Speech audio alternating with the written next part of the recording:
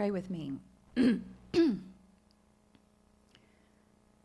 Lord, our hearts are ready to hear your word today and ready to act in obedience through Jesus. Amen. So today's sermon is brought to you through the eyes of a servant girl I'm calling Miriam. And she interacts with Jesus. Now, she is fiction. I made her up. And I did this for the purpose so that we can see Jesus through new eyes. The setting is a road going towards Jerusalem. As Jesus walked, and going towards Jerusalem, and Jesus is there waiting for the donkey that he had requested. People are off in the distance, readying their palms and their cloaks.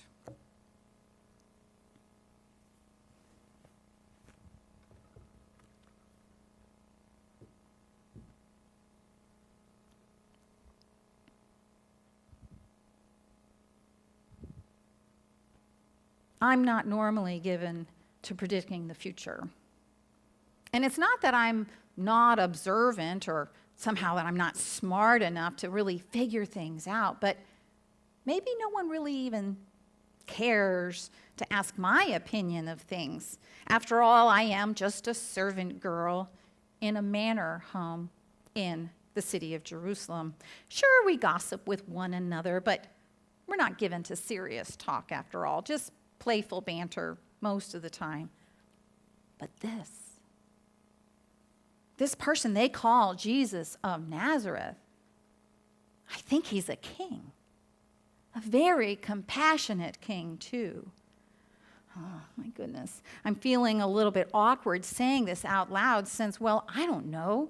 Like everyone else in Jerusalem, I have been hearing talk about Jesus from up north, a place called Nazareth.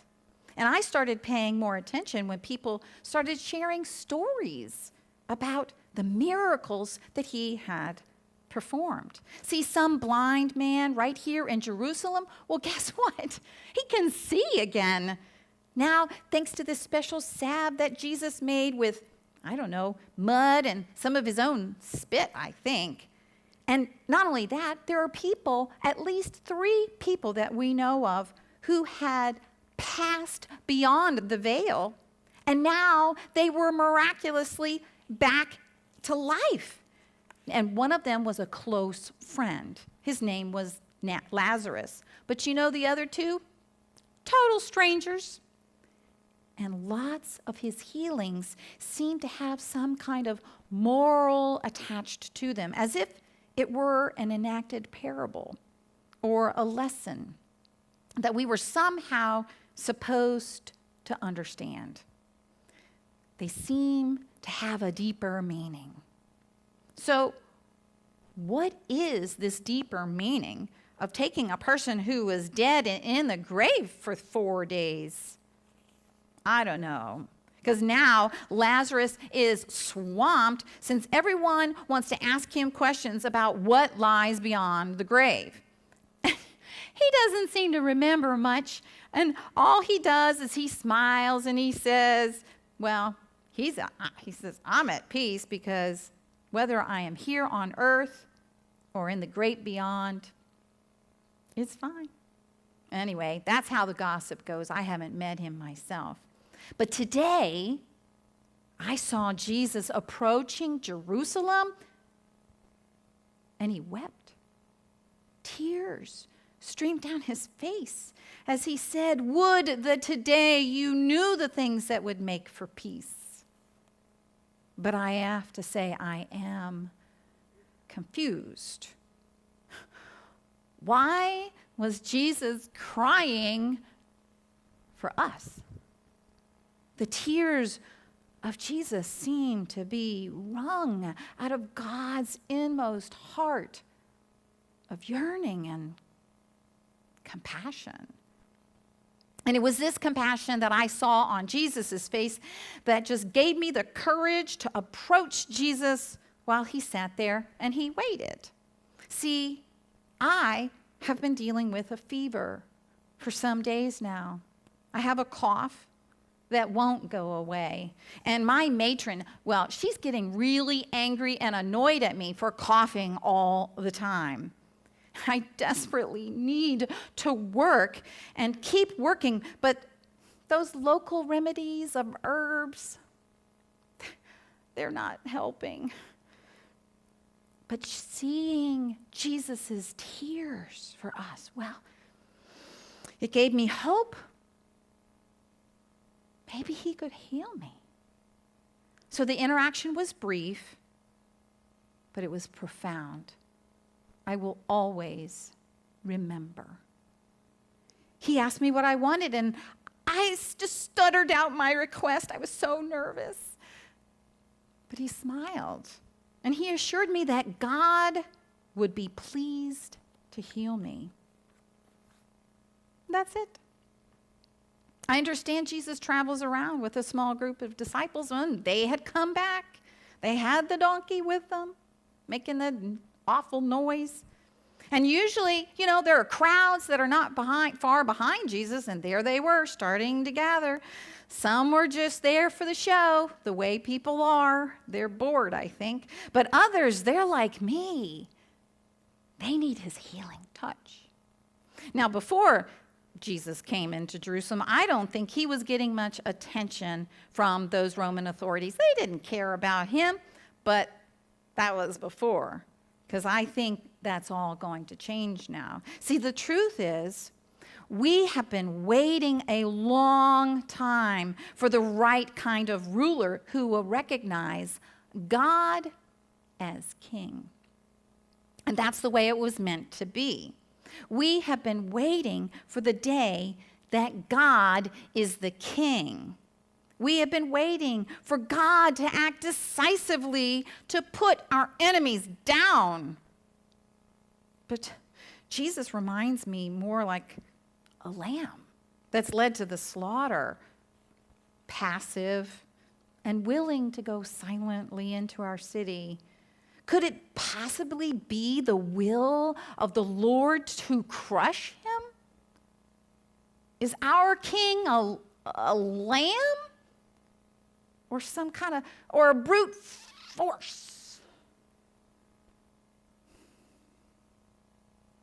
Our family dinner table is a little picture of these trying to work out the different expectations of Jesus. So it seems all we can do is argue about what Jesus is really up to. See, my mama is what people around here would call a zealot.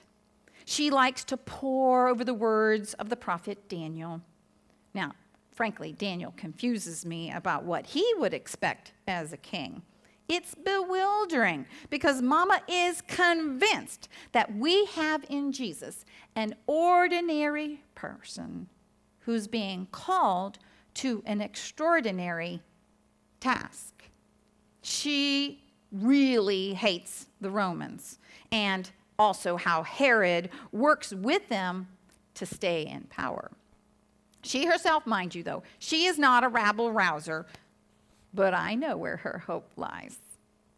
And that is in complete political change. Now, I don't blame her one bit, but I would guess that she's going to be disappointed with Jesus. She thinks he should ride into Jerusalem on a war horse. She has this verse from the prophet Jeremiah that talks about that same thing, about the war horses and the chariots riding into the city. But then I heard Jesus asking for a donkey. Now, that's not going to project strength to those Romans, I can tell you that. I mean, maybe he could pull it off. But I have a hunch those zealots are going to be disappointed with Jesus. Jesus seems too humble. But then there's my papa, who has a totally different take on Jesus. Now, sure, he recognizes the long wait for the right kind of rulers who will see God as king. That's the way it was meant to be, he's always saying. And Papa has been waiting for the day that God is the king, the temple is restored, and the Torah is followed completely by everyone. We're still waiting. He has been waiting for God to act decisively, but he cautions patience. Now, my Papa can be a cynic at times. He's been waiting a long time. But I think he really thinks about this a lot. And he does pray more. His main beef is not with the Romans, actually, but it's with the ruling priestly family, the Hasmoneans. And while my mama likes to quote Jeremiah, Papa references Zechariah. This verse, chapter 9, verse 9. Rejoice greatly, O daughter of Zion. Shout aloud, O daughter of Jerusalem. Behold, your king is coming to you, righteous and having salvation is he, humble and mounted on a donkey, on a colt, the foal of a donkey. And this makes me think that Jesus is king. He is the king that we have been waiting for, and he wants to get our expectations straight. Change it up a bit. That's what he actually has in mind this morning. I heard him explicitly say he wanted a young donkey, not a war horse, a donkey, just like King David had back in the day. But why the crying? Why the weeping over the city? The more I reflect on it, the more I think my zealot mother really is going to be disappointed by Jesus. Now, he certainly has the determination, but I don't think he's going to be a war hero like Judas Maccabeus was for that 100 years after they had kicked out the Greeks. No, he's not going to be like that. Sure, Jesus is drawing the crowds, but I get the impression that this Jesus is different. So I would tell my mama, just because Jesus looks more like a compassionate king than a kick the Romans out of town kind of king, that doesn't mean that God has not highly exalted him and bestowed on him a name that is above every name. In fact, this Palm Sunday, I am ready to trust that our God is up to something. He is up to something through his Son, Jesus. Jesus, a powerful healer, but also humble, also obedient. Maybe even obedient to the point of death, even death on a cross. Even kings can be executed. Even compassionate and kind kings. The Messiah weeps for some reason that I don't yet understand. It is our sickness that he bears away from us out into the wilderness. Could he be weeping out of compassion for us? For the suffering that we are suffering right now? He weeps for me. I know it. I'm sure of it. Because I saw the look in his eyes. The Lord will lay on him the iniquity of us all. Now, I'm not in a position of power or some kind of influence to try to change the minds of the leaders in our city. If I could, I would.